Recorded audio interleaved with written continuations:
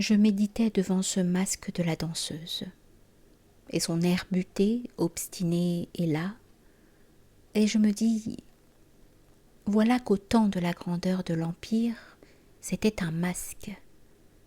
Ce n'est plus aujourd'hui que le couvercle d'une boîte vide. Il n'est plus de pathétique dans l'homme. Il n'est plus d'injustice. Nul ne souffre plus pour sa cause. Et qu'est-ce qu'une cause qui ne fait point souffrir? Il a désiré obtenir, il a obtenu. Est-ce maintenant pour lui le bonheur? Mais le bonheur, c'est la démarche d'obtenir. Regardez la plante qui forme la fleur. Heureuse d'avoir formé sa fleur? Non, mais achevée. Et n'ayant plus rien d'autre à souhaiter sinon la mort, car je connais le désir, la soif du travail, le goût de réussir, puis le repos. Mais nul ne vit de ce repos, lequel n'est point un aliment. Il ne faut point confondre l'aliment et le but. Celui-là a couru plus vite, et il a gagné. Mais il ne saurait vivre de sa course gagnée, ni l'autre qui aimait la mer, de son unique tempête vaincue. La tempête qu'il vainc, c'est un mouvement de brasse dans sa nage, et il appelle un autre mouvement. Et le plaisir de former la fleur, de vaincre la tempête, de bâtir le temple, se distingue du plaisir de posséder une fleur faite, une tempête vaincue, un temple debout. Illusoire l'espoir d'en jouir en servant ce que l'on a d'abord condamné, en espérant, guerrier, tirer ses joies des joies du sédentaire. Et cependant, en apparence, le guerrier combat pour atteindre ce qui alimente le sédentaire, mais il n'a point le droit d'être déçu s'il se transforme ensuite en sédentaire, car fausse est la détresse de celui qui vous dit que la satisfaction fuit éternellement devant le désir. Car alors on se trompe sur l'objet du désir. Ce que tu poursuis éternellement, dis-tu, éternellement s'éloigne. C'est comme si l'arbre se plaignait. J'ai formé ma fleur, dirait-il, et voici qu'elle devient graine et que la graine devient arbre, et encore une fois l'arbre fleur. Ainsi as-tu vaincu ta tempête, et ta tempête est devenue repos, mais ton repos n'est que préparation de la tempête. Je te le dis, il n'est point d'amnistie divine qui t'épargne de devenir.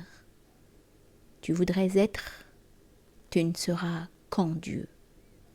Il te rentrera dans sa grange quand tu seras lentement devenu et pétri de tes actes, car l'homme, vois-tu, est long à naître.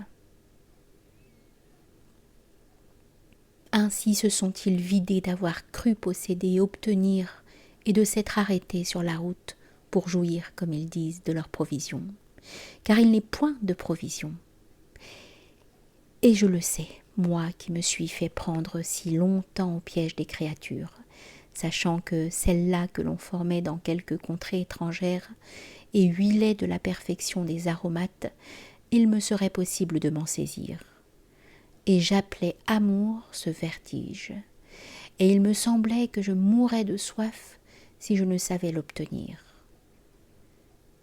Alors les fiançailles donnaient lieu à des fêtes retentissantes, colorées pour le peuple entier par la religion de l'amour, et l'on versait des corbeilles de fleurs, et l'on répandait des parfums, et l'on brûlait des diamants qui avaient coûté la sueur, la souffrance, le sang des hommes, nés de la foule comme la goutte de parfum tirée des tombeaux de fleurs. Et chacun cherchait sans trop comprendre à s'épuiser dans l'amour. Mais la voilà sur ma terrasse, captive, tendre et prise dans le vent avec ses voiles. Et moi, homme, et moi, guerrier vainqueur, tenant enfin la récompense de ma guerre. Et brusquement, en face d'elle, ne sachant plus que devenir. « Ma colombe, lui disais-je, ma tourterelle, ma gazelle aux longues jambes. » Car dans les mots que j'inventais, je cherchais à la saisir, l'insaisissable. fondu comme neige, car n'était rien le don que j'attendais. Et je criais « Où êtes-vous » car je ne la rencontrais point. Où donc est la frontière? Et je devenais donjon et rempart. Et les feux de joie dans ma ville brûlaient pour célébrer l'amour. Et moi, seul dans mon terrible désert, je la regardais dévêtue, dormir. Je me suis trompée de proie. Je me suis trompée dans ma course. Elle fuyait si vite et je l'ai arrêtée pour m'en saisir. Et une fois prise, elle n'était plus. Mais je comprenais aussi mon erreur. C'est la course que je courais. Et j'avais été fou comme celui-là qui a rempli sa cruche et l'a enfermée dans son armoire parce qu'il aimait le chant des fontaines. Mais si je ne te touche point, je te construis comme un temple, et je te bâtis dans la lumière, et ton silence renferme les campagnes, et je sais t'aimer au-delà de moi et de toi. Et j'invente des cantiques pour célébrer ton empire, et se ferme les yeux, paupières du monde, et je te tiens lasse dans mes bras comme une ville. Tu n'es qu'une marche de mon ascension vers Dieu. Tu es faite pour être brûlée, consommée, mais non pour retenir. Et voilà que bientôt le palais pleure et que la ville entière se revêt de cendres, car j'ai pris 1000 hommes d'armes et passé le porche de la ville dans la direction du désert, n'étant point satisfait. La douleur d'un seul, je te l'ai dit, vaut la douleur du monde. Et l'amour d'une seule, si sotte qu'elle soit, balance la voie lactée et ses étoiles. Et je te serre dans mes bras comme la courbe de mon navire. Ainsi ce départ en haute mer, épaule redoutable de l'amour.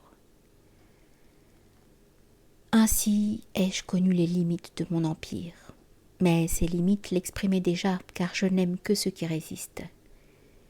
L'arbre ou l'homme d'abord, c'est celui qui d'abord résiste.